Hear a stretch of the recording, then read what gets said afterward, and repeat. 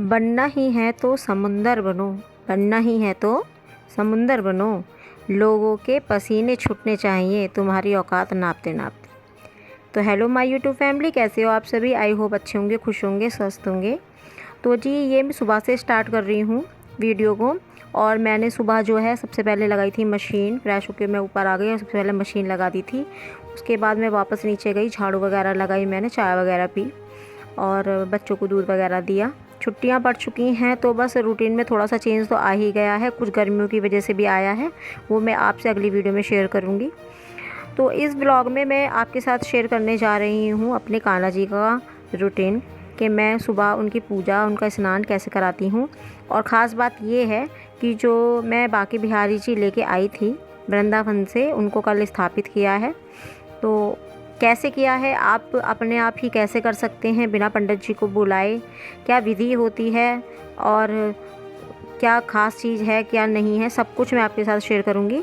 अगर आपको वीडियो किसी भी वजह से पसंद आती है तो सब्सक्राइब कर दीजिएगा, लाइक एंड शेयर कीजिएगा और कमेंट ज़रूर कर दीजिएगा अगर अच्छी लगती है तो यहाँ पर मैं ऊपर आ गई थी, मशीन में कपड़े मतलब घूम चुके थे तो ये निकालने थे मेरे को। तो काफ़ी सारे कपड़े हो रखे थे, तो बस यहाँ पर जो है ये सारे कपड़े निकाल के पानी में मैं डाल रही हूँ, ड्राई में ड्राई हो जाएंगे। वैसे तो गर्मी बहुत तेज़ हो रही है, लेकिन ड्राई से क्या होता है कि बहुत सारे जब कपड़े होते हैं ना तो वो आपको इधर उधर डालने नहीं पड़ते, एक दूसरे के ऊपर भी डाल दो तो सूख जाते हैं। देखिए कपड़े इतने सारे यहाँ भी पड़े हुए हैं, मशीन में चल रहे हुए हैं, ड्राई करने के लिए डाल रखे हैं यहाँ पर, और नीचे ये निकालने के लिए पड़े हुए हैं।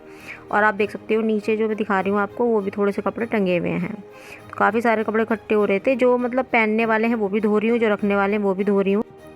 और दिन बड़े होने लगे हैं तो सारे काम आसानी से हो जाते हैं। तो देखिए ये है मेरे बांके बिहारी जी, कितने प्यारे कितने सुंदर लग रहे हैं ना। तो इनके नाम पे तो आप राधे राधे कमेंट में लिखेंगे ही।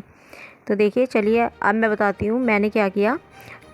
मैंने एक छोटा बर्तन ले लिया है इस तरीके से, और हम इन्हें कराएंगे स्नान पंचामृत से। जब आप पंडित जी के बिना आप अपने घर में ही इनको स्थापित करते हो तो पंचामृत से स्नान कराना चाहिए, जिसके लिए मैंने ले लिया है शहद, दही, ये जल ले लिया लोटे में, और मैंने घी ले लिया है और कच्चा दूध। तो ये कटोरी में जो है मैंने थोड़ा सा घी निकाल लिया। पंचामृत में एक साथ बना लूँगी गाइस, अगर आप चाहें तो आप अलग अलग भी रख सकते हैं, अलग अलग कटोरी में। देखिए ये डाल रही हूँ मैं यहाँ कच्चा दूध। तो यहाँ 3 चीज़ ऐड हो चुकी हैं, और ये है चौथी चीज़ शहद, और यह है 5वीं चीज़ गंगा जल। 5 चीज़ों को मिलाकर ही पंचामृत बनाया जाता है, चाहे आप पूजा के लिए बनाएं और चाहे आप स्नान कराने के लिए बनाएं। इसको अच्छे से वो कर लिया है। तो ये जब हम खाटू गए थे तब मैं लाई थी यहाँ से खाटू बाबा की एक तस्वीर, और जिसमें साथ में है सालासर बालाजी। तो इनको भी मैं यहाँ पर स्नान करा दूँगी। तो इनको भी मैंने एक प्लेट पर रख दिया है, और कुछ फूल थे ये एक तरफ निकाल लिए हैं मैंने। तो इस तरीके से हम चम्मच से नहलाएंगे इनको और मंत्र बोलेंगे, ओम भगवते वासुदेवाय नमः, ओम भगवते वासुदेवाय नमः। इस तरीके से मंत्र बोलते हुए इस तरीके से हम इनको स्नान कराएंगे। सर पे डालेंगे, हाथों पे डालेंगे, पैरों पे डालेंगे, कमर पे डालेंगे, इस तरीके से डालते हुए। और देखिए यहाँ पर मैंने तस्वीर पर भी, ये तस्वीर है नीचे अंदर कागज़ की फ़ोटो ही है तो इसलिए ख़राब ना हो, इसलिए मैंने ज़्यादा नहीं करा है। और उसके बाद हम गंगा जल मिला हुआ ये जल लेंगे और इनके ऊपर इस तरीके से डालते हुए इनको स्नान करा लेंगे।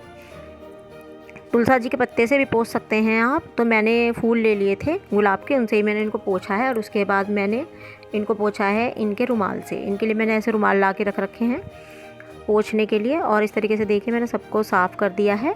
इस जल को आप पी भी सकते हैं, और नहीं पीना है तो किसी पेड़ पर चला दीजिए। ये वाली ड्रेस लाई थी मैं वृंदावन से ही, तो ये मैं पहना दूँगी इनको। तो थोड़ी सी छोटी आ गई, लेकिन आ गई आराम से। यहाँ सबसे पहले पहनाएंगे हम माला, उसके बाद जो है इत्र लगाया है मैंने, बांसुरी लगा देंगे। और जो पगड़ी है इसके अंदर मैं लगाऊंगी एक मोरपंखी की कल की बोलते हैं जिसे, वो हमने यहीं से ले ली थी, 10 रुपये की मिली थी कुल। और ये है गम, इनको इनके श्रृंगार को चिपकाने के लिए। तो पहले ही मैं कल की इस पर चिपका दूँगी, और उसके बाद जो है इनको पहनाऊँगी। देखिए पगड़ी इतनी परफेक्ट आई थी कि बस क्या ही बताऊँ। और आप देख सकते हो मेरे बांके बिहारी तैयार हो गई। तो इसमें क्या हुआ, जब मैंने इनको यहाँ पर ईयरिंग पहनाए तो देखा एक कान में छेद है, एक कान में नहीं है, इसलिए मैंने एक कान में तो ऐसे ही डाल दिया इनका टॉप्स और दूसरे में चिपका दिया। आप देख सकते हो मेरे कान्हा जी, मेरे बांके बिहारी कितने सुंदर लग रहे हैं, कितने प्यारे, बस नज़र ना लगे इन्हें, ऐसे लग रहे थे ये। आप ज़रूर बताइएगा मुझे कि बांके बिहारी कैसे लग रहे हैं। तो आप देख लीजिए इनका पूरा लुक, इस तरीके से पूरा लुक आया है इनका, कितने सुंदर लग रहे हैं ना। अभी इनका सामान और भी लाना है। अब मैं करूँगी अपने लड्डू गोपाल जी को तैयार। बिल्कुल सेम प्रोसेस है, वही माला पहनाना, इत्र लगाना, सब कुछ पहनाना, मतलब श्रृंगार करना। आपके पास 2 हो, 1 हो, 4 हो, सबका एक जैसा ही होता है। यहाँ पर मैंने सबके आगे फूल रख दिए हैं, फूल चढ़ा दिए हैं भगवान जी को, और लड्डू गोपाल जी और बाकी बिहारी के आगे रख दी है कि तुलसी का पत्ता। ये रखे हैं केले काट के प्रसाद के लिए। इसमें मैंने तुलसी जी का पत्ता रख दिया है और दोनों गिलास में जो है ये जल रखा हुआ है। यहाँ पर मैंने अपने कान्हा जी को लगाया है चंदन। अब मैं कर रही हूँ यहाँ आरती, और आरती करने के बाद जो है भोग लगा दूँगी, और मैं जो मेरी पूजा है वो संपन्न हुई और मेरे कान्हा जी जो हैं आज स्थापित हो गए। और आप देख लीजिए कितना सुंदर लग रहा है मंदिर इनके विराजमान होने से ही। कुछ इस तरीके से आज मैंने करी है पूजा, और इस तरीके से जब हम पूजा करते हैं ना, अपने मन की तो बड़ी शांति मिलती है। तो जी दोपहर का टाइम हो गया था और नाश्ता भी थोड़ा लेट करा था, तो दोपहर में भी भूख देर से ही लगती है। बड़ी वाली भाभी जी आई हुई थी यहाँ प्रसाद वगैरह देने के लिए, तो वो गई हुई है दूसरी तरफ क्या प्रसाद देने। तो इसी बीच मैंने खाना चढ़ा दिया। तो अब मैं बना रही हूँ यहाँ पे दाल और चावल। तो दाल बनाऊँगी अरहर की। अरहर की दाल सभी खा लेते हैं घर में। तो गाइस जैसे ना, मैं वैसे तो दाल बनाती हूँ, पहले उबाल लेती हूँ और उसके बाद अलग से फ्राई करती हूँ, लेकिन आज जो है मैं ना छौंक के बना रही हूँ। तो मैंने ऑयल डाल लिया है, और हींग, जीरा, करी पत्ता और ये राई ये ले लिया थोड़ी थोड़ी सी, आप देख सकते हो। और उसके बाद ऑयल गर्म हुआ और ये मैंने डाल दिया। अब ये हल्का सा तड़क जाएगा तो उसके बाद मैं डाल दूँगी एक प्याज लिया है बड़ा, और उसको कट करके इसके अंदर डाल देंगे। लाइट ब्राउन करके इसको भून लेंगे। उसके बाद देखिए मैंने 2 टमाटर काटे हैं और एक हरी मिर्च। इसको काटने के बाद मैं इसके अंदर डाल दूँगी जब लाइट ब्राउन हो जाएगी। और उसके बाद बेसिक मसाले जाएंगे, हल्दी, नमक, धनिया और मिर्च। आप चाहें तो इमली भी डाल सकते हैं। तो मेरी दाल पक के तैयार हो गई है, मैंने इसको पलट लिया है। यहाँ पर रोटी मैं बना रही हूँ इनके लिए, अपने हस्बैंड के लिए। उनकी तबीयत ठीक नहीं थी, तो आज उन्होंने 2 दिन में 3 दिन में रोटी खाई है, और रोटी खा रहे हैं वो दही से, सब्ज़ी अभी नहीं खा रहे हैं वो। तो यहाँ पर बस 2 रोटी बनेंगी फ़िलहाल, क्योंकि कोई भी रोटी खाने के लिए तैयार नहीं है, सबको दाल चावल ही खाने हैं। तो बस उनके लिए 2 रोटी बना के मैं यहाँ से हटा दूँगी सामान। तो क्या होता है गाइस, अगर आपके घर में कोई भी बीमार हो जाए ना, चाहे बच्चा हो, चाहे आपके हस्बैंड हो या आप खुद हो, तो पूरे घर का माहौल ना ख़राब सा हो जाता है, रूटीन बिल्कुल चेंज हो जाता है, खाने पीने का हिसाब किताब बिगड़ जाता है, आप चाहे कितना भी चाहो तब भी। तो बस उनकी जैसे तबीयत ख़राब हुई ना, तो बस थोड़ा सा घर में अच्छा सा नहीं लग रहा था।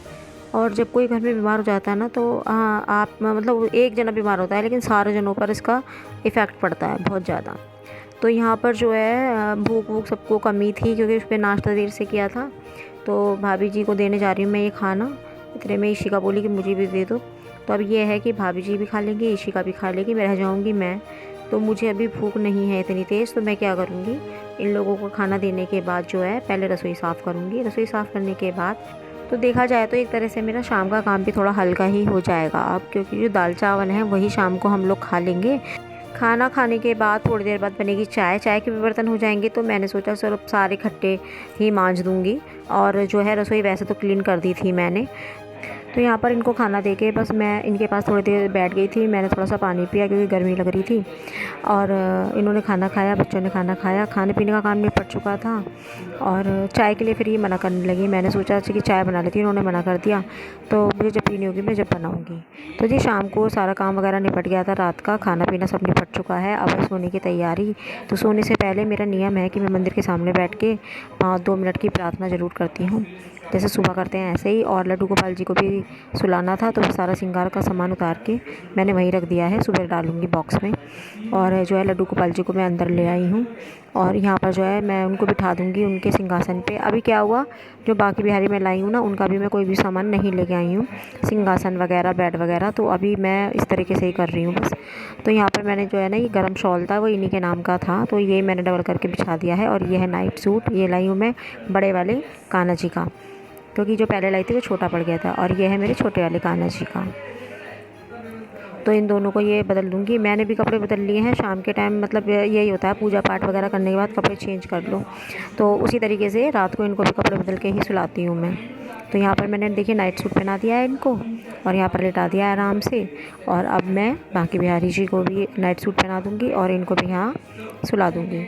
तो सबका अपना अपना नियम होता है इनकी सेवा करने का। सेवा तो इनकी बहुत बड़ी होती है, लेकिन मैंने जो शुरू की हुई है वो कम से कम की हुई है, जिससे कि मुझे कोई ऐसी दिक्कत ना हो कि कभी तो कर पा रहे हो कभी नहीं कर पा रहे हो, वो नहीं होना चाहिए ना। तो इसी वजह से तो देखिए नाइट सूट बिल्कुल फिट आया है। और अब इन दोनों को मैंने लिटा दिया और इस तरीके से रात को जो है मैं इनके हाथ पैर दबा देती हूँ। इनकी सेवा भाव जो होती है ना छोटे बच्चे की तरह ही होती है। जैसे हमारे छोटे बच्चे थे जब, तो हम जैसे उनको लिटाते थे, सुलाते थे, बिठाते थे, हाथ पैर दबाते थे, मालिश करते थे, सेम वही रूटीन है। तो बस यहाँ पर देखिए मैं थपकी दे के इनको सुला रही हूँ और साथ में गा रही हूँ मैं लोरी दे के ही सुलाती हूँ मैं उन्हें। और अब ये सो गए हैं तो मैं इनके ऊपर चादर डाल दूँगी। कॉटन की चादर है हल्की। तो गाइज़ ये था मेरा नाइट रूटीन लड्डू गोपाल जी की सेवा का, जो मैंने आपके साथ शेयर किया। आपको कैसा लगा? वीडियो किसी वजह से आपको अच्छी लगी हो ना, तो प्लीज़ सब्सक्राइब कर दीजिएगा, लाइक एंड शेयर कीजिएगा। मिलती हूँ नेक्स्ट वीडियो में, तब तक के लिए bye bye and take care.